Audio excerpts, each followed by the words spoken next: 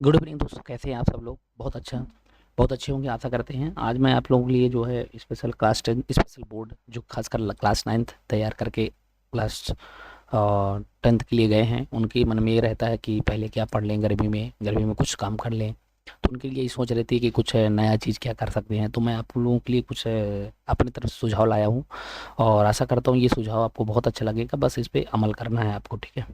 तो क्या है भाई, बहुत सारे कहते हैं कि भाई हम 100% श्योर हो जाएं कि अपनी तैयारी कैसे करें। सबसे जल महत्वपूर्ण है कि कैसे तैयारी करें, ठीक है। तैयारी हम लोग कैसे करें, तो इसलिए मैं कह रहा हूँ कि देखो, अगर आप पहले साइंस पहले साइंस की बात हम करें तो साइंस में बेसिकली मुख्य रूप से इसमें 3 पार्ट में डिवाइड करके पढ़ते हैं। जैसे जानते हैं आप लोग साइंस को, जो क्लास 10th की खासकर स्पेशल बात मैं कर रहा हूँ क्लास 10th के लिए बच्चे बिल्कुल ध्यान से। तो पहले तो आप लोग इसको बांट लीजिए, ऑर्गेनिक, इनऑर्गेनिक। तो ये अलग पार्ट है। सबसे पहले आपको जो साइंस में बांटना है वो है केमिस्ट्री, ठीक है। आपको केमिस्ट्री, फिर इसके बाद आपको फिजिक्स, और एक होता है आपका, ठीक है, बायो। अब बच्चे क्या सोचते हैं कि किस में ज़्यादा फोकस करें। तो मैं तो कहूँगा देखो भाई, केमिस्ट्री आपको कम समझ में आएगा अभी, इसलिए केमिस्ट्री ज़्यादातर कंफर्म करिए, केमिस्ट्री को ज़्यादा पढ़िए। यानी आप इस समय पे जो ज़्यादातर एफर्ट है, अलग से बता रहा हूँ, 60% इसमें ज़्यादा करिए। इसके बाद जो बच गया आपका फिजिक्स, तो उसमें आप 30% लगा दीजिए। अब बचा बचा 10%, तो उस पर अभी आप गर्मी का जो समय है 10% बायो को दे दीजिए, क्योंकि बायो ज़्यादा दिक्कत नहीं करेगा, बायो आपसे आ जाएगा, ठीक है। तो ये आपको करना है। अब कुछ लोगों का कहना है सर उसमें कुछ महत्वपूर्ण क्या क्वेश्चन तैयार करना चाहिए। तो देखो क्वेश्चन आते कैसे हैं, पहले मैं इसका नमूना लेकर आया हूँ आपके सामने। आप परेशान ना होइए, नमूना लेके आया हूँ जो कि आपको लगेगा ना कि जो हम पढ़े हैं ना वहीं से है, बहुत ज़्यादा परेशान होने की ज़रूरत नहीं रहेगा। तो वो कैसे रहेगा, कैसे समझेंगे। तो देखिए पहले मोस्ट इंपॉर्टेंट क्वेश्चन में जैसे शॉर्ट आंसर लॉन्ग आंसर ऐसे ही रहते हैं। जैसे पहला अगर अब इसमें हम बात करें तो ओम्स का ला क्या है, सूत्र, ओम्स नियम, ठीक है। न्यूटन फर्स्ट ला मोशन क्या है, ऐसे पढ़ेंगे। सेकंड ला भी होता है, थर्ड ला भी कुछ महत्वपूर्ण है, फोटोसिंथेसिस प्रक्रिया क्या है, ये मतलब मैं ये दिखा रहा हूँ। तो आपके अंदर जो डर है किसी चीज़ के कि कैसे आ सकते हैं पेपर में, तो आपको दिखा रहा हूँ कि देखिए ज़्यादा परेशान नहीं होने की ज़रूरत नहीं है, बड़े आराम से पेपर बहुत अच्छे से आता है, ठीक है। तो जैसे रिफ्रैक्शन लाइट, आप क्या है भाई, लाइट का रिफ्रैक्शन क्या समझते हो, एक प्लेन सतह होता है, एक मेन नॉर्मल रेज होता है, इंसिडेंट लाइन और रिफ्रैक्ट लाइन, इनकी जो एंगल है वो इक्वल होना चाहिए, ठीक है।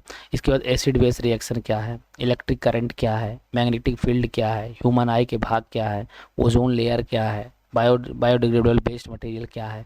तो मैग्नेटिक फील्ड किसे कहते हैं ये भी जानते हो, पढ़े हो गए आप लोग। मैग्नेटिक फील्ड की अगर हम बात करें तो ये नॉर्थ है, ये साउथ है, तो नॉर्थ से साउथ की ओर ये, और ये ऐसे मतलब इसका कहा जाए तो ये अपना इलेक्ट्रिक फील्ड बना देता है, ठीक है। तो इस तरह पढ़ेंगे। ह्यूमन आई को जैसे जानते हो, ह्यूमन आई के बारे में क्या कौन नहीं जानता बताइए। ह्यूमन आई तो आप जानते होगे, कंजक्टाइवा होता है इसमें भी।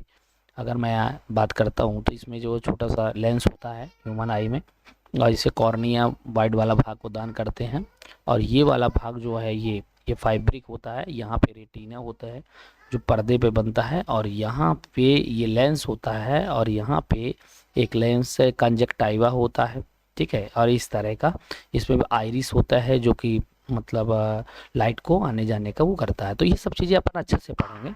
फिर इसके बाद ओजोन लेयर क्या है ना। तो ओजोन लेयर तो जानते हो, बायोडिग्रेडेबल वेस्ट मटेरियल क्या है। तो ये सब चीज़ें दिखाने का मतलब मेरा ये है कि क्वेश्चन देखिए आप, आपके अंदर सारे प्रश्न क्लियर हो जाएंगे। अब फोटोसिंथेसिस प्रक्रिया को समझाइए, समीकरण सहित इलेक्ट्रिक मोटर की रचना, तो ये आप कट चुका है, ये ऐसे ही आ गया है। ह्यूमन आई कलरफुल अध्ययन में दृष्टि दोष, जैसे दृष्टि दोष में मायोपिया हेट्रोपिया, मतलब दूर दृष्टि दोष निकट दृष्टि दोष, इसके बारे में अच्छे समझेंगे कि भाई लेंस लगा करके, एक दो प्रकार के लेंस होते हैं जानते होंगे, एक होता है अवतल लेंस और एक होता है उत्तल लेंस। तो अवतल लेंस का क्या काम है, उत्तल लेंस का क्या काम है, ये सब चीज़ें अपन पढ़ेंगे। फिर पीरियोडिक क्लासिफिकेशन पढ़ेंगे भाई कि पीरियोडिक टेबल क्या है। तो आपको पता होगा पीरियोडिक टेबल में आधुनिक आवर्त सारणी में हमने देखा था कितने ब्लॉक, एस ब्लॉक है ना, पी ब्लॉक है ना, और F block, D block, element होते हैं इतने सारे।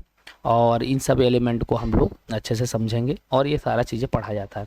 मेन केमिस्ट्री का ये होता है। इसके बाद सस्टेनेबल डेवलपमेंट क्या है, इसको भी समझना होगा।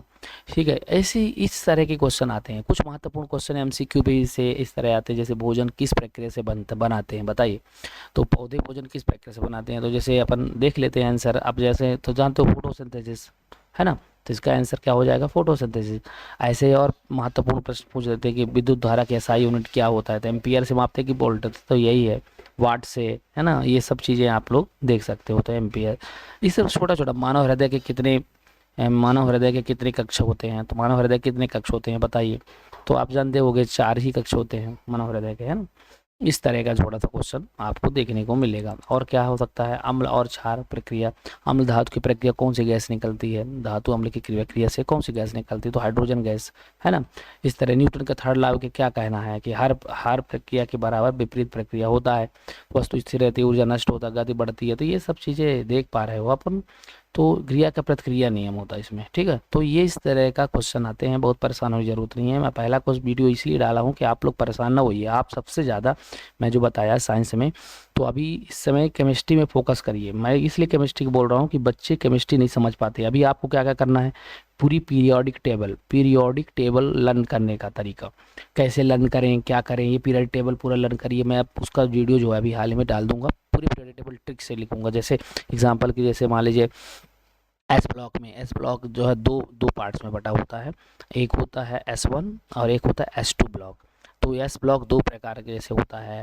जैसे मेरे को अब लर्न है तो मैं तो बता दूंगा कि हाइड्रोजन, फिर होता है लिथियम, फिर मैं बता दूंगा सोडियम, फिर मैं बता दूंगा पोटेशियम, फिर रुबिडियम, है ना, फिर सीजियम, फिर फ्रांसियम, ऐसा करके मतलब मैं वो समझा दूंगा।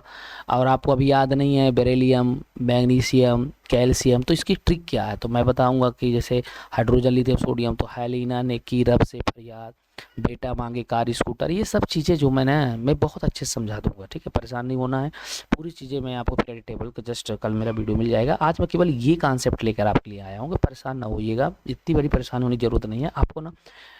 मतलब बता रहा हूँ ना कि गर्मी में ना अभी आप लोग 60% आप इसको छड़े पढ़िए, 60%, ठीक है। 60% आप केमिस्ट्री में दीजिए, मैं आपको बता चुका हूँ। 20% नहीं 30% आप फिजिक्स में दीजिए।